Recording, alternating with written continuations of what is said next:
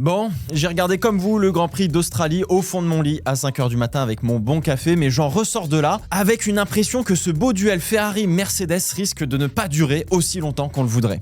Alors, je suis allé voir toutes les datas possibles, les interviews des pilotes, je me suis rematé aussi le duel pour me faire une idée un petit peu plus à tête reposée en étant peut-être un petit peu plus réveillé, et j'ai pour l'instant toujours la même conclusion. Mercedes reste devant, mais Ferrari semble avoir un bon châssis. Mais même si on a cette impression que Mercedes n'est pas aussi devant que ce à quoi on s'attendait, je pense que c'est quand même le cas et j'ai l'impression qu'on nous cache quelque chose et j'aimerais éclaircir justement cette possibilité avec vous. Et bien que George Russell et Charles Leclerc soient deux excellents pilotes, et j'en ai parlé plusieurs fois sur cette chaîne, d'ailleurs même dernièrement, je pense pas qu'on reverra beaucoup de batailles comme celle du premier relais parce qu'elles n'ont, stratégiquement parlant, aucun intérêt pour les écuries et les ingénieurs. Et j'aimerais aussi vous expliquer pourquoi je pense ça. Alors du coup, évidemment, je pourrais faire comme tout le monde, cracher sur cette réglementation 2026 et la prendre en bouc émissaire et de dire de toute façon c'est de la merde, et puis c'est tout.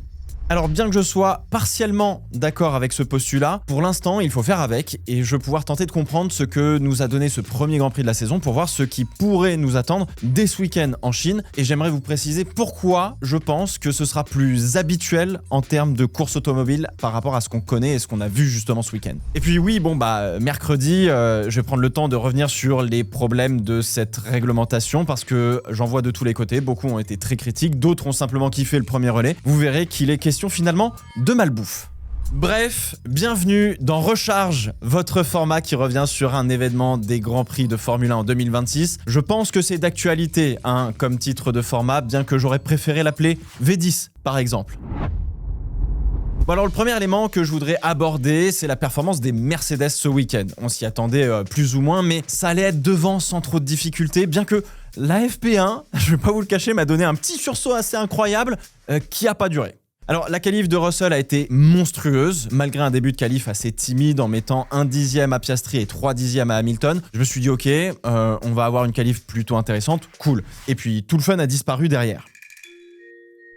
En fait, Russell a été intouchable. Les Mercedes sont les seuls à être passés en dessous de la minute 19. L'addition se paye à grands coups de 8 dixièmes sur un tour, ce qui, en soi, dans l'histoire de la F1, reste assez violent pour une première qualif d'une nouvelle réglementation.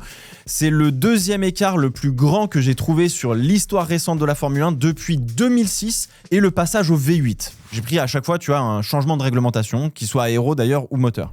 Alors l'autre exemple que je suis allé chercher, c'est Bahreïn 2014, troisième Grand Prix de la saison, parce que les deux premières qualifs étaient sous la pluie, donc difficile de se rendre compte des performances pures des voitures à ce moment-là. Rosberg et Hamilton roulaient en 33.1, 33.4, les autres étaient en 34.0 minimum.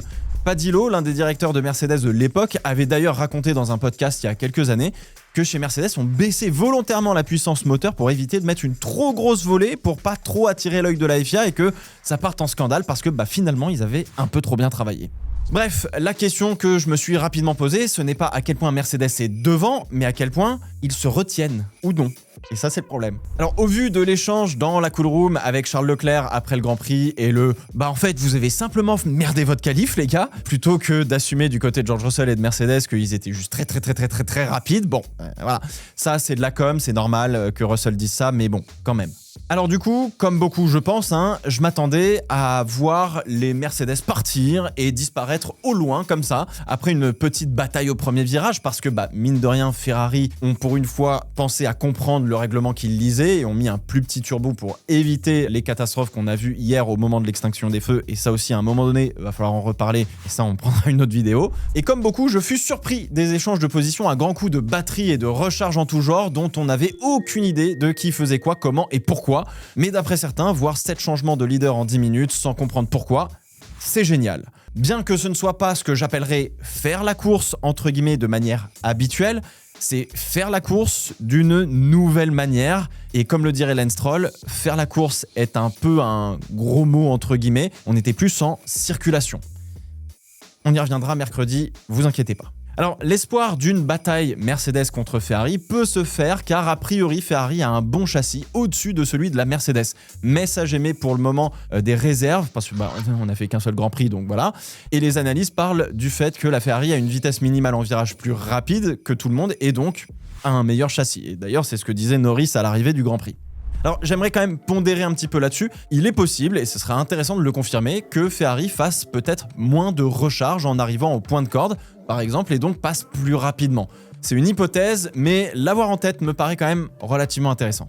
En revanche, pourquoi Mercedes ne s'est pas juste échappé au loin et n'a pas pris un tour à tout le peloton? Je sais pas si ça aurait pu être le cas d'ailleurs, mais 2 hypothèses à prendre en compte là-dessus. Premièrement, sauver du carburant, parce que malgré un taux de compression qui peut les avantager, notamment sur la quantité de carburant à embarquer, voilà, là aussi, pour le moment, on n'en sait rien, puisqu'on n'a pas d'infos particulières là-dessus, mais ils auraient pu sauver du carburant. Deuxièmement, on a cette histoire d'ADUO. Vous savez, c'est cette manière de pouvoir qualifier la performance d'un moteur qui mène entre guillemets le championnat et puis derrière de pouvoir donner des jetons pour améliorer le moteur de ceux qui sont plus loin, entre guillemets, et qui sont trop en retard. Alors à quoi ça sert de mettre une volée à tout le monde si derrière la FIA donne des jetons de développement parce que tout le monde est trop loin de Mercedes? Autant se calmer. Autant être proche de ses ennemis et en avoir toujours un petit peu sous le coude et donc les empêcher d'améliorer trop vite leur moteur et donc de gommer l'avantage que l'on possède déjà chez Mercedes. Bah oui. Alors au fur et à mesure des Grands Prix, on y verra peut-être un petit peu plus clair de ce côté-là, mais gardez cela bien en tête quand même, Mercedes est plus rapide, mais je pense que ça cache encore un peu son jeu pour le coup. Le deuxième élément que je voudrais aborder avec vous, c'est que d'un point de vue stratégique, pour une écurie ou un ingénieur de course, la bataille en piste, roue contre roue, c'est l'événement qu'il faut éviter le plus possible. Alors oui, je sais, c'est un peu con pour nous spectateurs, parce que c'est ce qu'on vient quand même regarder de temps en temps. Une bataille en piste, bien que ce soit le kiff pour nous spectateurs, c'est que ça reste beaucoup de travail et de problèmes pour le gain d'une position. Vous abîmez vos pneus en sortant de la trajectoire de piste pour dépasser, vous tapez dedans plus qu'il n'en faudrait, donc vous pouvez raccourcir entre guillemets votre relais et mettre votre stratégie par terre, vous perdez du temps sur les autres qui ne sont pas en bataille, vous cramez plus d'essence ou dans ce cas-là plus de batterie, vous risquez un accrochage, bref, vous voyez le tableau un petit peu, c'est tout ce que veulent éviter les ingénieurs et ce à quoi servent finalement les stratégies, à notre grand désarroi, il faut l'avouer. En revanche, arrive le moment où, par la force des choses et le déroulement du Grand Prix, l'équipe et le pilote n'ont plus le choix et malgré tous les coups stratégiques mis en place, il faut quand même aller chercher la position en piste parce que en fait on n'a plus le choix et que c'est sur la piste qu'on peut gagner une position. Et là pour nous c'est le grand kiff. Hier, du coup, j'ai vu des pilotes de F1 eSport ne pas être très stratégiques du tout dans leur course ou dans leur duel. Faut dire que c'est la première fois aussi qu'ils découvrent grandeur nature le comportement de leur voiture en bataille rapprochée. Donc forcément, si on peut prendre la position, surtout sur une Mercedes qui te met 8 dixièmes en qualif, autant la prendre tout de suite et défendre derrière. Sauf que à ce petit jeu, les pilotes et les écuries ont compris pendant la course que utiliser la batterie puis se retrouver à sec, ça servait pas à grand chose. Et donc, si Charles Leclerc parlait de Mario Kart, je trouve que parler de F1 eSport est un petit peu plus juste. Les F1 eSport, c'est la compétition virtuelle de la Formule 1. Voilà, ça se faisait sur les jeux F1 25, F1 24, etc. Elle n'existe plus parce que ça a été très mal géré. Enfin bref.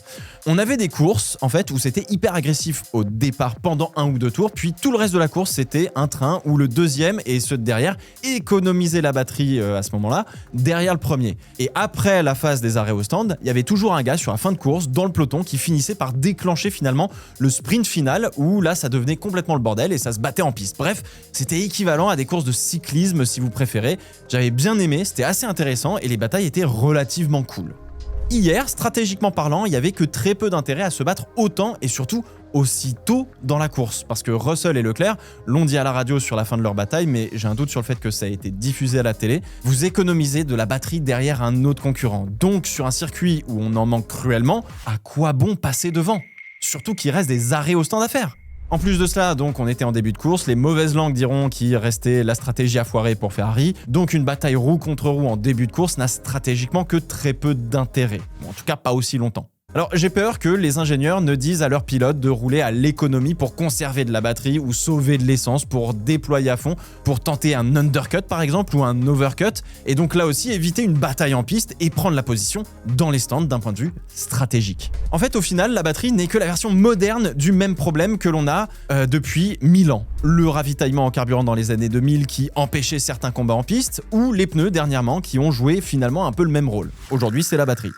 Alors un peu comme la bataille entre Charles Leclerc et Max Verstappen à Bahreïn en 2022 qui nous a mis des paillettes plein les yeux en acclamant une réglementation qu'on a finalement détestée pour plein de raisons entendables avec lesquels je suis plutôt d'accord. J'ai peur que certains puissent avoir eu ce même effet hier pendant le Grand Prix et que la Chine et les prochains Grands Prix ne soient finalement que bien plus calmes en termes de course.